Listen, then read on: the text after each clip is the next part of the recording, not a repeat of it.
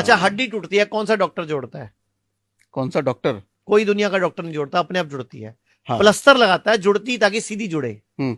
आपका कोई ऑपरेशन हुआ, डॉक्टर ने चीरा मारा, डॉक्टर टांके लगाएगा, स्किन जुड़ती अपने आप ही है। हमारी बॉडी बहुत पावरफुल है, भगवान की बनाई हुई है। अच्छा मुझे बताओ, भगवत गीता में, वेदों में जो लिखा है, सच लिखा है झूठ लिखा है? सच लिखा है। भगवत गीता में भगवान श्री कृष्ण ने हमें अपनी संतान बताया। हम्म। सामवेद में भगवान ने बताया कि मैंने जब दुनिया बनाई, मैंने मेरी छवि बनाई। ऋग्वेद में भगवान बोल रहे हैं, जब मैंने पहाड़ बनाए, नदियां बनाई, जलचर बनाए, उभयचर बनाए, नवचर बनाए, तो मैंने एक सर्वश्रेष्ठ जीव बनाया, इंसान। हम सर्वश्रेष्ठ है, भगवान की संतान है। अच्छा, भगवान की संतान कैसी होती है? भगवान जैसी। तो फिर हम कौन है? हम भगवान ही तो हैं। मैं आपको एक एग्जांपल देता हूं, आपको साबित हो जाएगा सच में भगवान है। हमारे बॉडी में कितना खून होता है? पता नहीं। मैंने अभी बताया था 5 लीटर। ठीक है। ठीक है, हमारा दिल 1 मिनट में कितनी बार धड़कता है? 70-75 बार। 72 बार धड़कता है। ठीक है। और 1 मिनट में जब धड़कता है, ऐसे करता है, तो कितने ml खून आगे फेंक देता है? पता नहीं। 70 ml। ठीक तो है। 70 हर बार में 70 ml। हर बार में 70 ml। और एक बार 1 मिनट में धड़कता है 72 बार। तो गुणा करोगे तो 1 मिनट में 5 लीटर खून फेंक देता है। ठीक है। अगर मैं सारी बॉडी की नसें निकाल लूं, आर्टरीज निकाल लूं, वेन्स निकाल लूं, और उनको एक सिरे से दूसरा सिरा जोड़ता जाऊं, तो ये कितना लंबा हो जाता है? कुछ आइडिया आपको? नहीं। सारी आर्टरी, सारी वेन, सारी कैपिलरी जोड़ दो, लगभग 1 लाख किलोमीटर। 1 लाख किलोमीटर? जी। अब 1 लाख किलोमीटर कोई भी सेल जो यहां से चला, वो 1 मिनट में घूम के यहां पहुंच गया। मुझे बताओ, दुनिया के कोई इंजीनियर ऐसी मोटर बना सकता है? नहीं। तो अभी भी लगा कि अपुनिच भगवान है कि नहीं? हमारी बॉडी में शक्तियां हैं। अच्छा एक बात बताओ, आपके कितने बच्चे हैं? 2 बच्चे हैं। आपको पेट में नजर आ रहा था कि अंदर लड़का है कि लड़की है? नहीं। अच्छा, आपने एक बीज डाला बॉडी में, 9 महीने में उसकी आंख भी बन गई, नाक भी बन गया, कान भी बन गया, उसकी बॉडी भी तैयार होगी, और पेट से बाहर भी आ गया वो, और आपके साथ खेल भी रहा है, उसमें सांस भी चल रही थी उसकी। तो आपकी वाइफ देवता हुई कि नहीं, देवी हुई कि नहीं हुई? हाँ। और वो बीज दिया किसने था? आपने। वो आप भी तो देव हुए। आप पुनिच भगवान है। भगवान नहीं, सारी शक्तियां हम में हैं, लेकिन इंसान उसको पहचान नहीं पा रहा। किडनी खराब हो जाए, बॉडी खुद हील कर सकती है। लीवर खराब हो जाए, बॉडी खुद हील कर सकती है। अच्छा, खराब हुआ कैसे? अपने आप ही तो हुआ, गलत खाने से। अब सही खाना खा लो, ठीक हो जाएगा। 1931 में एक नोबेल प्राइज स्टडी हुई है, ओटो हेनरिज वार्बर को स्टडी मिली है।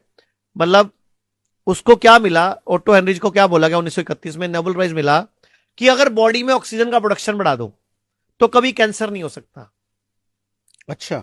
तो प्राणायाम क्या है? ऑक्सीजन का प्रोडक्शन बढ़ा रहा है बॉडी में। हम एक्सरसाइज करते नहीं, हमारी सांस चलती नहीं प्रॉपर, तो कैंसर ही पैदा होगा ना। घरों में खिड़कियां बंद कर ली, दरवाजे बंद कर लिए, रात को पूरी कुंडियां। अच्छा एक बात बताओ, रात को आप और आपकी वाइफ कुंडी लगा लेते हो, क्यों? मम्मी पर्स लेके भाग जाएगी क्या? नहीं। फिर हवा कहां से आ रही है, एक्सचेंज कहां से हो रही है? फ्रेश एयर आने की जगह ही छोड़ी नहीं आपने।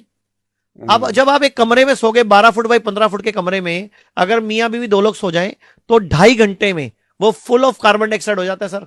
और अब 4.5-5 घंटे आप उसी में सोने वाले थे, जबकि हमें ऑक्सीजन चाहिए। तो लंग्स खराब होंगे ना, ब्रेन खराब होगा ना, ट्यूमर होगा ना, रसोली होगी ना। Fresh oxygen. आप याद करो, बचपन में आप छत पे खुले सोते थे, बीमार भी नहीं पड़ते थे, बुखार भी नहीं होता था, जॉन्डिस भी नहीं होता था, और सुबह 6 बजे 5 बजे नींद खुल जाती थी, और हम खेतों में या पार्क में खेलने चले जाते थे। हाँ। आजकल उठते ही 10 बजे हैं सुबह।